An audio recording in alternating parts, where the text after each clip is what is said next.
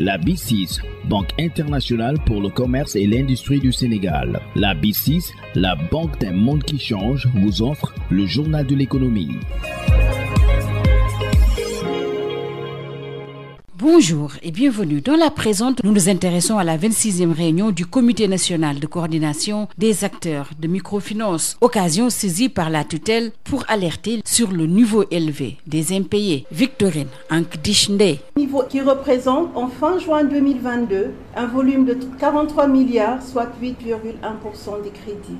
Cependant, cette déplorable situation appelle de la part des SFD une plus grande attention sur la gestion professionnalisée des crédits, gage d'une rentabilité plus forte. La survie de cette activité en dépend. Malgré tout, la capacité de résilience de la microfinance demeure incontestable. Pour preuve, elle a su faire face à la pandémie à Covid-19 en maintenant un rythme de progression intéressant, marqué par le respect des indicateurs financiers.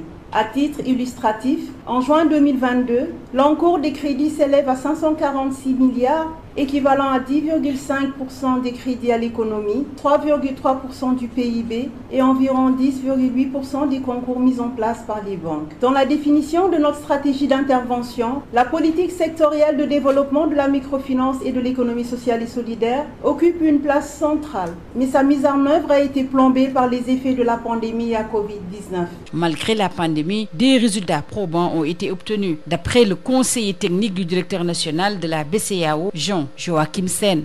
Le taux d'utilisation des services de microfinance a été porté de 25% en 2013 à 35% en 2021, impulsant le taux d'utilisation global des services financiers qui est passé de 40% à 78% au cours de la même période.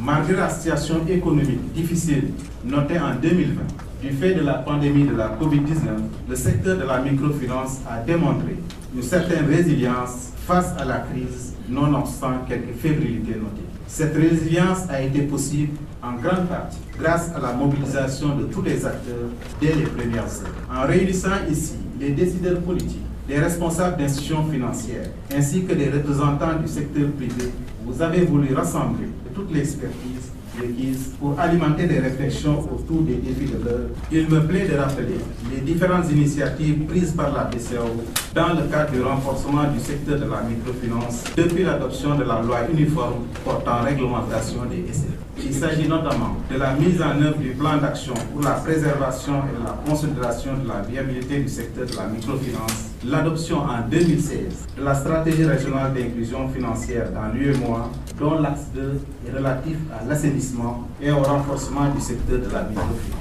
Les propos de Victorine Ankdichnde et de Jean-Joachim Sen ont été recueillis par Josette Kali. Le journal de l'économie, c'est fini. Merci de votre fidélité. La BICIS, Banque internationale pour le commerce et l'industrie du Sénégal. La BICIS, la banque d'un monde qui change, vous a offert le journal de l'économie.